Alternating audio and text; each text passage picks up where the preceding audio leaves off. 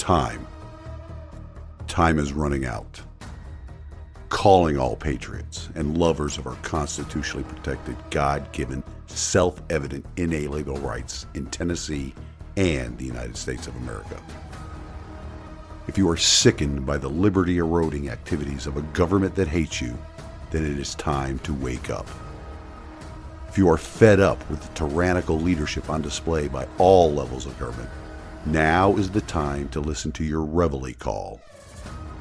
If you are equally tired of the political class, the new aristocracy, lying to you in their pursuit of power and control, now is the time to take a stand in the arena.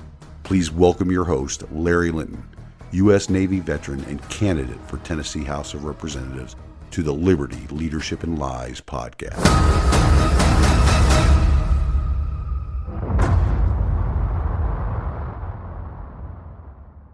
Welcome back, ladies and gentlemen, to this week's episode of the Liberty, Leadership, and Lies podcast. The topic of liberty is up in the rotation for this week, which is the final week of a 3-week engagement here in the Permian Basin. Yep, I'm on my way home to see my lovely bride and our loyal puppy, Harlow. After a brief time at home, there will be a small trip ahead for the family. Denise, Harlow, and I will be traveling to North Carolina to visit my brother and my mother. As I informed the audience in the weekend update, Bill has been released from the hospital, and it will be great to see him again. Thank you all once again for all of your prayers. He and the entire family really appreciate them. Last week's episode was too packed to plug the Tennessee Freedom Summit coming up next month in Nashville, so I will do it in this week's episode. This event is a gathering of Tennessee's most influential conservatives in media, policy, advocacy, and activism, and is hosted by the Tennessee Conservative. It will occur on the 19th and 20th of August in Nashville. Do you want to know what you'll discover at the Tennessee Freedom Summit? Well, no, you're not alone, even though you may feel like it. At the Tennessee Freedom Summit, you'll meet hundreds of like-minded patriots committed to moving our state in a more conservative direction. You'll walk away with new connections, information, and strategies for making a real difference in the volunteer state. Plus, it's going to be a lot of fun, so get your tickets today. There's an impressive lineup of speakers that include State Senator Janice Bowling, Robin Steeman of Moms for Liberty, Tony Venable of Americans for Prosperity, and many others. So if your schedule permits, and if you can afford the gas prices in Biden's economy, make plans to attend. For more information and to get your tickets, head over to TennesseeFreedomSummit.com. Again, that is TennesseeFreedomSummit.com. You know, there are many ways to keep up with my campaign. You can like or follow all of the social media pages. I'm on Facebook, MeWe, Twitter, Truth Social, Instagram, and Telegram. You can also keep up with my campaign by subscribing to the newsletter. You can do that by sending an email to larry-for-tn12@protonmail.com. Place the word subscribe in the subject line and I will get you added to the distribution list. You can also find a link to all of the show's archived episodes of the podcast, in addition to my campaign information, on the website of libertyleadershipandlies.com. All one word. I know we all now find ourselves in hard financial times with record-setting inflation brought about by unrestrained government spending. But, as I have previously said, every little bit of money you can donate can help me win. You can find the link to donate to my campaign on the website, and I regularly share that link on my social media pages as well. You do not have to be a resident of Tennessee House District 12 to donate either. Donations from any American citizen can be accepted. You know, I picked up some advertising for my campaign at the Tennessee Conservative and shared that on my social media accounts. If you've not subscribed to the Tennessee Conservative, please do so. Brandon Lewis and his team are doing a wonderful job exposing the rhinos in government and putting out news untainted by the liberal bias in our great state. It is also Brandon Lewis and the Tennessee Conservative that are hosting the Tennessee Freedom Summit this year. Speaking of the Tennessee Conservative, I have some good and quite humbling news on that front that I shared on the weekend update, but it bears repeating again. This outstanding conservative publication and its founder, Brandon Lewis, has endorsed my campaign. It is truly an honor to receive their endorsement because that organization has truly been a godsend to conservatives all across the great volunteer state. So to bring you all up to date on the endorsements I have received so far, I have been endorsed by RestoreLiberty.org. Restore Liberty is a nonprofit 501c4 organization committed to restoring the original intent of the United States. It is focused on reviving and restoring the knowledge of and passion for the liberty America was founded upon.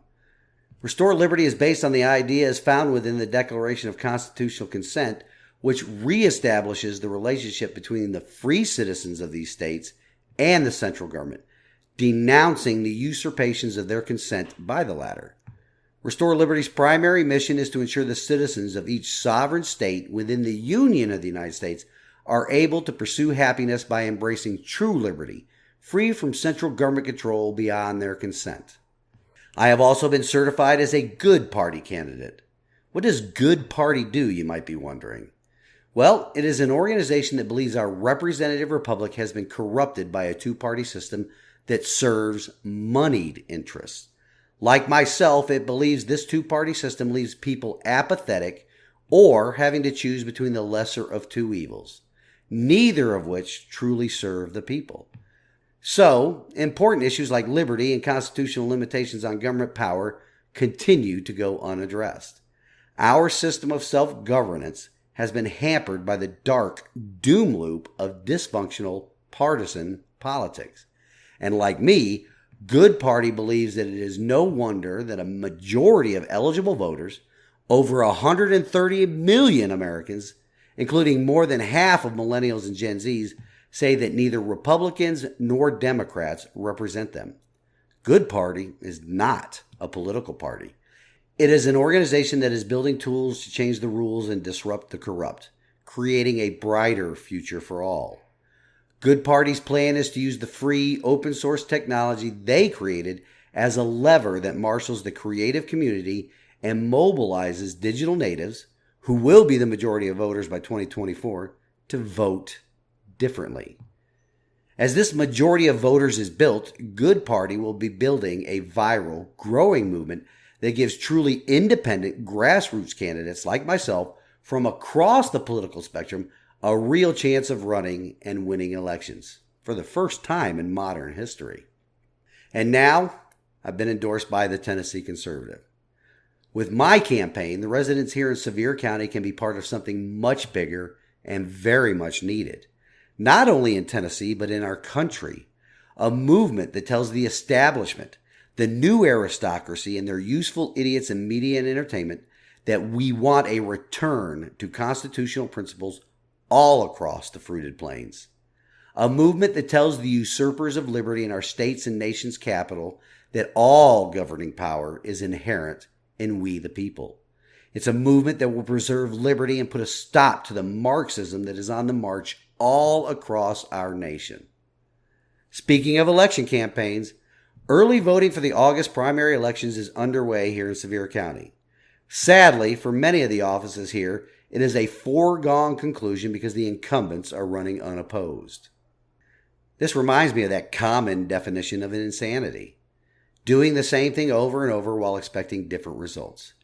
How has that worked out for we the people the past few generations? The only different results are the erosions of our liberty. My advice to voters in this upcoming election, since it is a foregone conclusion for the most part, just vote your conscience. You do not have to stick with the candidate that is on the ballot. Each position has the option to write in the candidate. Now, let me repeat, I am not telling you who to vote for. I am just letting you know that you have options other than the lesser of two evils: voting for the unopposed candidate or not voting at all. Don't keep going along to get along. The lesser of two evils is always still an evil. The blind loyalty to political parties or the apathy of the electorate, those are the evils that have invaded our electoral process. The evil of doing nothing and allowing for the continuation of the erosion of our rights, of our liberty, or voting solely because the candidate has an R or a D after their name. Most of the people on the ballot are the same ones that were in office that allowed the government to shut down businesses, killed careers and the economy, forced you to wear masks, or allow the government to coerce you into taking an injection that has now been proven to be worthless as advertised, but has many harmful side effects. These same people refuse to stand up to the unconstitutional actions of the executive branches of the state and federal governments. Your livelihoods were destroyed without due process of law. They sat in their elected positions, elected by either apathy or blind loyalty, in their elected positions in our city, county, and state legislative bodies, and they rolled over for executive branch usurpations of our liberty with their lockdown orders and mandates. They did nothing, absolutely nothing, to stop it. Sometimes they even cheered it on, something that should never occur in a constitutional republic. And right now, all over the county, state, and nation, they are asking you for your vote again. What they are relying on is the apathy of the electorate or the blind loyalty to a political party to keep them in their positions. They are also the same people on the school boards that allow the purchase of divisive, corrosive, and sexualizing curriculums that children are being indoctrinated with. The same members of the school board that are supporting or enabling the policies of national public sector unions, political action committees, and woke special interest groups with money to destroy the role parents have in the upbringing of their children. And it's not just here in Sevier County either. It's across the state and the nation. Speaking of the Sevier County Board of Education, still no response to my inquiry from Chairman McClure yet. Are you surprised? I'm not surprised. I will send a follow-up query once I get back to the homestead and settle back in with my bride and my puppy. If you have been following me on social media, you will know that a social media company has engaged in some censorship of my post. It is the rather innocuous social media platform called Nextdoor Neighbor. I regularly share my podcast on that platform, and somebody, it's a commie that lives in Knoxville, reported me for violating their restriction on political posts. They don't understand that my podcast supports my local election. But I'm just sharing that bit of info with the audience to show you that it isn't just Twitter, Instagram, and Facebook that are engaged in the suppression of conservative voices. Almost all of the social media platforms out there do this kind of stuff. They are the cheerleaders for our republic's march towards Marxism. They are thinking they will be granted a seat at the table for doing their little part as ministries of truth for the new aristocracy. These useful idiots are able to do that for the primary reason that conservatives are, for the most part, critical thinkers, and the commies are not. They are collective thinkers with a herd mentality. These social media overlords cannot have critically thinking people possibly influence their blind followers away from their herd. So they restrict conservatives. They need more people to be part of the herd so the new aristocracy can maintain their control. So the usurpers of liberty can continue our country down the path of destruction, marching towards Marxism. But back to voting though, and this is important. Show up on election day and vote like your liberty and the liberty of your children and grandchildren depend upon it. Because, and this is not hyperbole, the maintaining and continuing of the liberty our founding fathers passed along to us does depend on your vote. Every legal vote. This and every future election is the most important election of our time. We're going to continue the theme somewhat from last week in the area of government education. We'll talk a little bit about how these special interest groups, along with their bought and paid for elected officials, how they are continuing our nation on its march towards Marxism. I previously spoke about Professor Larry Arnn of Hillsdale College and his remarks at a recent event alongside Trans-Republican Governor Bill Lee recently. Teachers all over the state of Tennessee, yes, even here in Sevier County, got all upset about those remarks. It even got the attention of Tennessee State Representative Mark White. You may or may not know who he is or what part of the state he represents, so for some background, I'll give you that information. Representative White represents the 83rd District, which consists of part of Shelby County. Yep, some of that area around Memphis. That's a bastion of conservatism out there, right? He is listed as a Republican, but is that true? This is the important part, though. He is also chairman of the Tennessee House Education Administration Committee. He chairs the committee that is largely responsible for how so-called public education is administered here in the great volunteer state. Like every member of the Tennessee House of Representatives, he is up for re-election this year. Being that he lives on the complete other side of the state, I have not paid too much attention to him up until this point. That all changed, though, with his recent public statements in the wake of Professor Arndt's statements.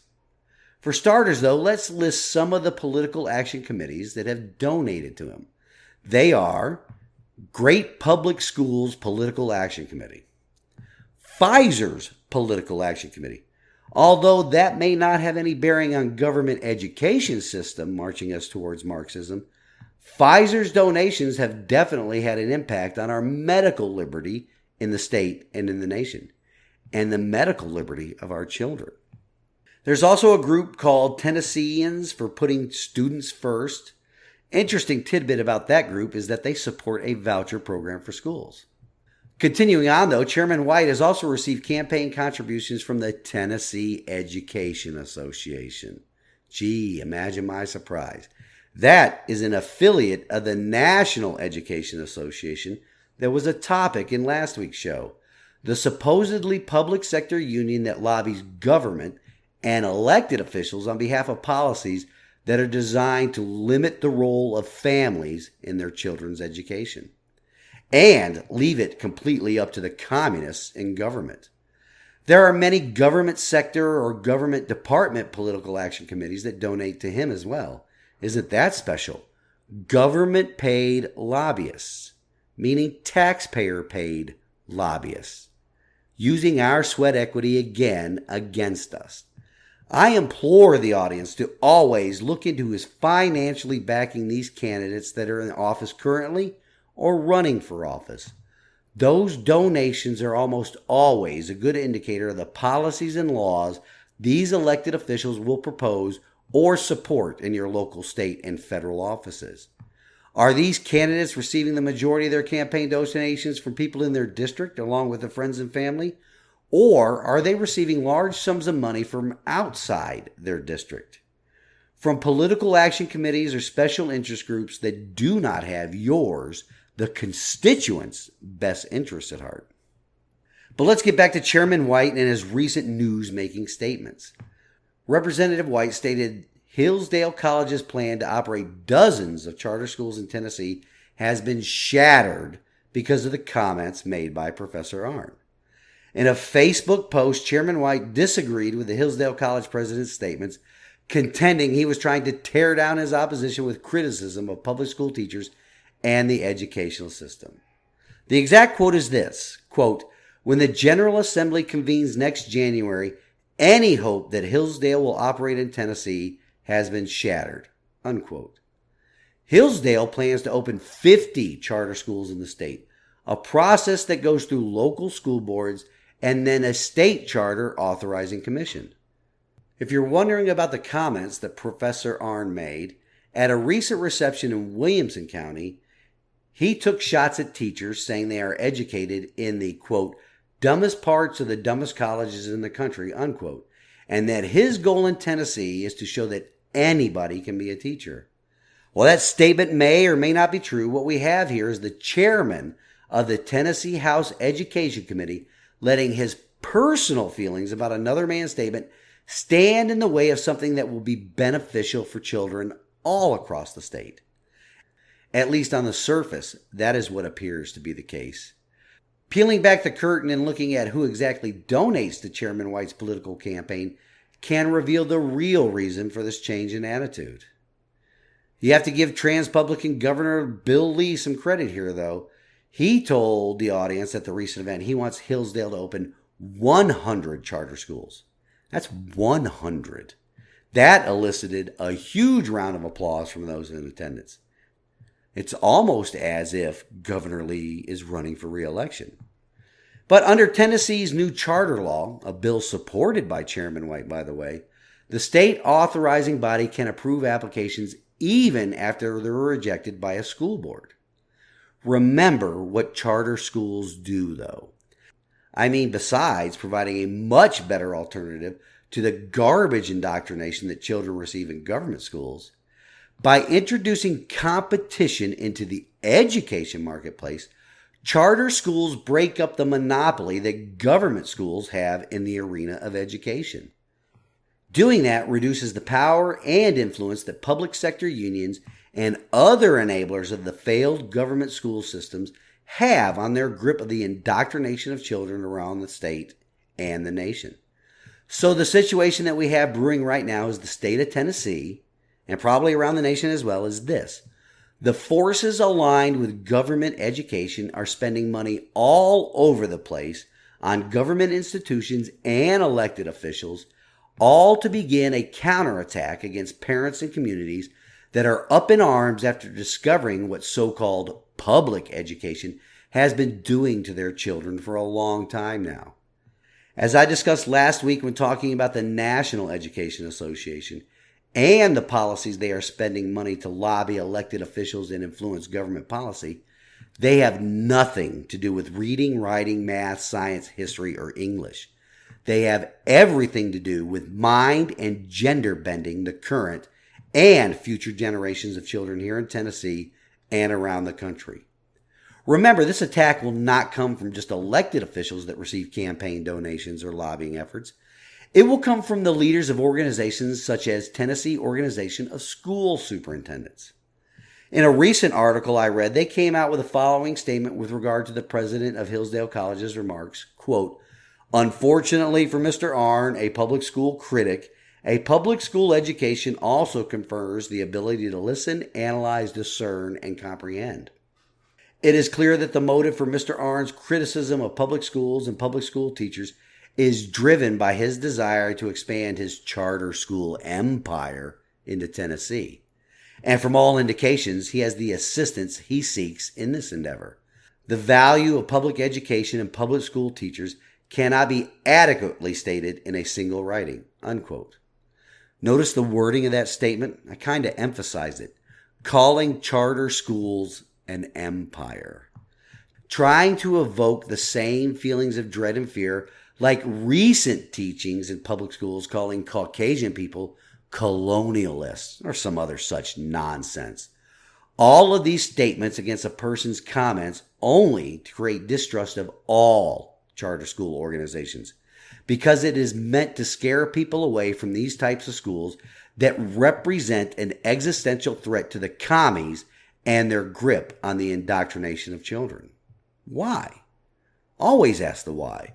Because the public has to be given an enemy, an empire, to distrust and distract from government education's failings. What failings, you may ask? Just look at the recent reports around Tennessee, or even the state you live in, where public government schools are the predominant factor in the education of our nation's children. How are they performing? Let's listen to the words of an award-winning teacher, Joseph Murray, that disputes Representative White's remarks, and they are this, quote, "The idea that those attacking Hillsdale are doing so to stand up for teachers is laughable. They are using Hillsdale to deflect attention away from the fact that Tennessee has a student proficiency rates in the 30s. The biggest insult to teachers is that those in power continue to force a failed education policy into every classroom. Just look at the key elements of the policy. Scripted curricula eviscerate teacher trust and treat us like children.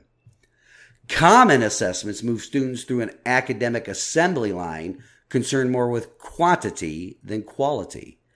Academic standards control and limit what students learn. Standards-based grading removes competition from the classroom, and equity creates an environment where student identity is more important than their individuality. Rather than stand up for teachers on these key policy concerns, many of the new Hillsdale heroes are silent. Though his delivery was imperfect, Dr. Arnn and Hillsdale have a recipe for success. Lending classical concepts to meet modern standards, Hillsdale charter schools could disrupt public education in Tennessee and force it to change. Those attacking Hillsdale are doing so for this reason, and Tennessee teachers are merely a means to an end. This is not a system of success, and defending it to silence perceived rivals is not a sign of respect to Tennessee teachers and students. It is a slap in the face. Fix this broken system. Don't use teachers as an excuse to distract from its shortcomings." Unquote. Now, Mr. Murray is a constitutional lawyer who left the courtroom to become an award-winning teacher. We need more teachers like this around the state and around the nation, speaking out against not only the broken and failed government education system model, but against the curriculums that are forced into classrooms at the behest of public sector unions such as the National Education Association and American Federation of Teachers. If you are a teacher in a government school system right now and are not speaking out against those two things, I can only surmise two things from that. First, you are comfortable suckling at the government teat, and second, you must hate children. As I close out the show today, this week's wisdom from God's Word comes to us from Isaiah 42:22. "But his own people have been robbed and plundered, enslaved, imprisoned, and trapped. They are fair game for anyone and have no one to protect them, no one to take them back home." Our people, our fellow American citizens, and the citizens of the great state of Tennessee have been robbed of our liberty by the institution put into place to protect it. Our sweat equity has been plundered by a tax system that primarily serves the new aristocracy and their supporters, enablers, and useful idiots. Through government's reckless spending, we have all been enslaved by a debt burden that is impossible to pay off in our lifetime, as well as the lifetimes of our children and grandchildren. Our freedoms have been imprisoned through the legislative acts of our state and federal governments.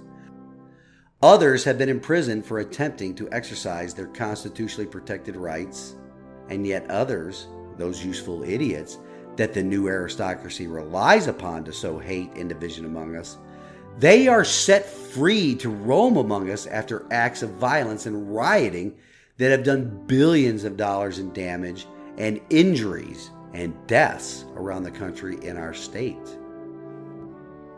Also, our children's minds have been imprisoned in mental illness, brought about by the corrosive, divisive, and sexualizing curriculums that the government education system and all of its enablers have been forcing down children's throats for generations now. Until next week, stand in the arena with me. Reveille, it's time to wake up.